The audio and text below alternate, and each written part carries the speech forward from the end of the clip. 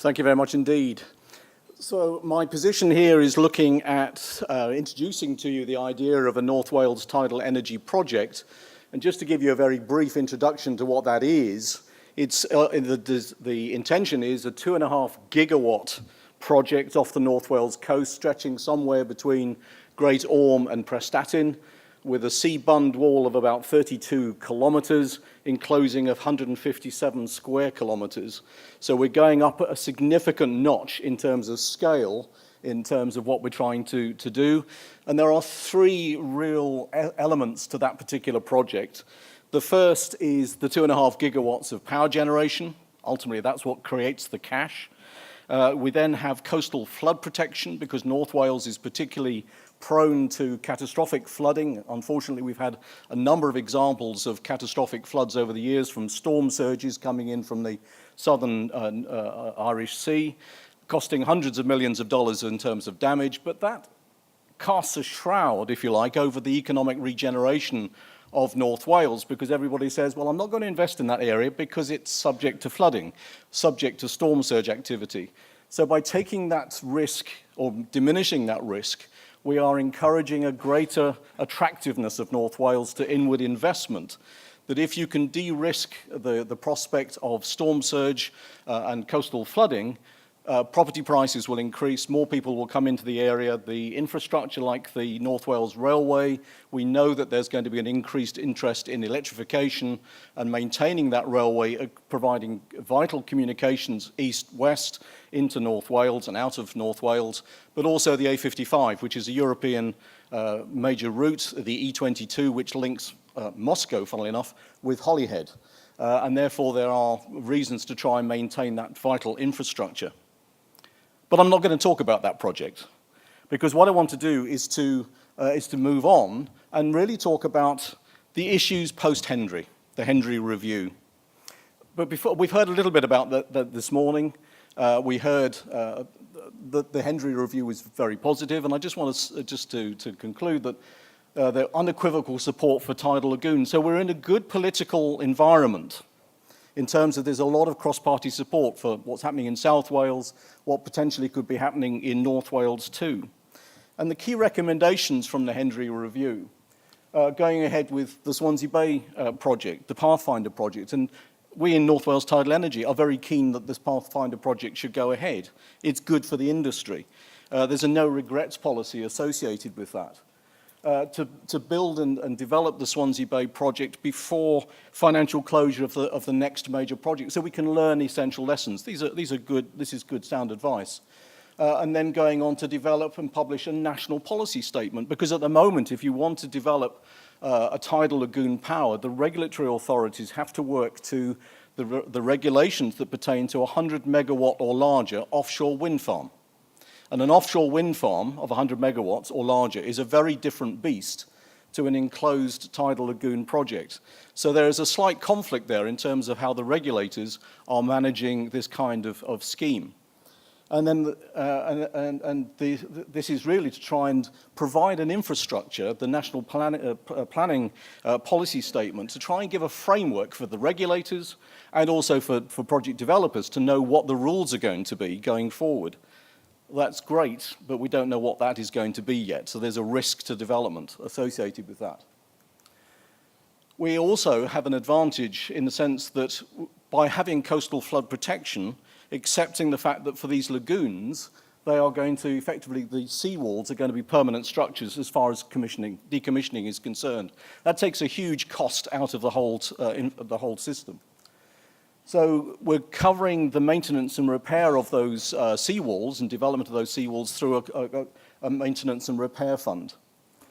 And then ultimately we're going on to the recommendation from Charles Hendry is a tidal power authority. Now this is really the subject of what I really want to talk about, because we've heard this morning about the political buy-in, not only from Welsh Government, the UK Government, local authorities, but it's also a question of trying to integrate how do we actually develop the industry in what is going to be sort of the nuclear equivalents. We are talking in terms for the Cardiff Bay, for example, and also the tidal project in North Wales, equivalent to new nuclear power stations. They're that larger capacity. So this idea of a tidal power authority, what does that actually mean? Well, the Hendry report gave some conclusions in terms of what the remit is. So looking at undertaking early project development work, what exactly does that mean?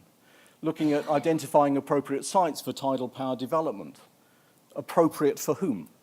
Looking at conducting environmental assessments, I'll come back to that. Negotiate with the Crown estates and landowners, engage with the local authorities and communities. Sounds very good. Designing optimal tidal lagoon program. Yeah, okay, interesting concept. Reflect other energy development. What does that mean? Take into account cumulative impacts. Well, this is an interesting one because by doing that, you need to understand what the total range or what the total fleet of these tidal lagoons is going to be, but you don't know what the timeline is for delivery. How are you going to actually determine what the cumulative impacts are going to be for a system that you don't know what is going to be in the future? And then avoid negative consequences for other users and also for the environment. That's great on paper. Deliver sequential competitions by tender. Well, this is an interesting concept in terms of the mechanisms by which contracts are going to be awarded, by which developers are going to come in and actually build these projects in the future. But also developing and supporting expertise, sounds good. Drive cost reductions through a centre of excellence, sounds good. Levelise cost of energy, again, it's going to work towards that. Give advice to government, it needs advice. Promote the UK's tidal power industry, very laudable. So generally speaking, these are very good, laudable objectives. So the timelines associated with this are effectively looking at the Swansea Bay Pathfinder project, and Ewan and colleagues busy on associated with that.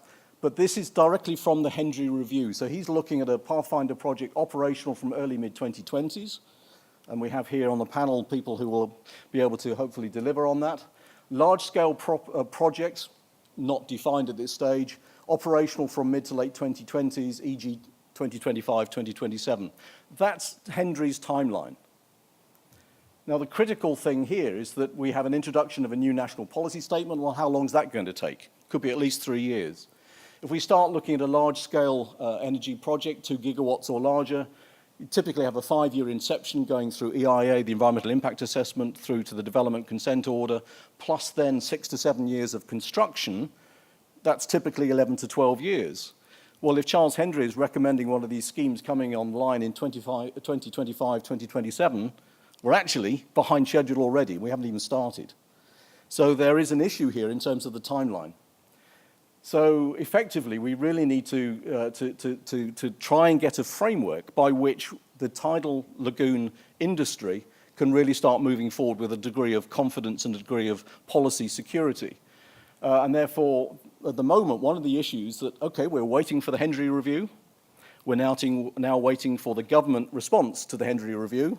We're then waiting for a tidal lagoon power situation to be developed. So we need action from the government at some point. So really, what is the future? And effectively, we have to think about a number of questions. And so what I'm not doing here is challenging the validity of a tidal lagoon power, power authority. It's really starting to ask some of the questions that I, wearing my hat as a developer in North Wales Tidal Energy, wants clarity over, so that we can actually move forward knowing what the rules are going to be, what the rules of engagement are going to be. So under the remit, there are some issues that I just would like some clarity, and I really want to throw this out to the audience for the Q&A session. What are your views on this? I can come in with one perspective, you might have some others. So for example, undertake early project development work. Where's the technical expertise and resources to do that? Look at the identify appropriate sites for tidal power development, or what's the basis for selection? That's a complex issue in its own right. Conduct environmental assessments. Sounds grand. If it takes that responsibility off the developers, that sounds good. However, we then get the situation that different sites have different environmental requirements, to what standards, and there's a conflict potentially with environmental regulators. Because if the Tidal Power Authority develops the environmental studies, the developers then take that at face value and says, that's fine, thank you very much, puts it into the planning consent process, and then the regulators turn around and say, nah, not good enough. What then? Negotiating with the Crown estates and landowners, again, on what basis? Engage with local authorities and communities. Okay, for what purpose? But that sounds a good thing to go forward. and design an optimal tidal lagoon program, but then optimal for whom? And on what basis and timescale? So these are sort of ill-defined or not defined issues that we as a developer or potential developer want answers. So we want to also, they're also suggesting taking into account accumulative impacts. And I alluded earlier that we need to therefore know the total fleet of tidal lagoons, where they're going to be, how big, in order to come up with that. And also to what standards and defined by whom. And so these are the questions that really come out of that in my final slide. Issues regarding the Tidal Power Authority.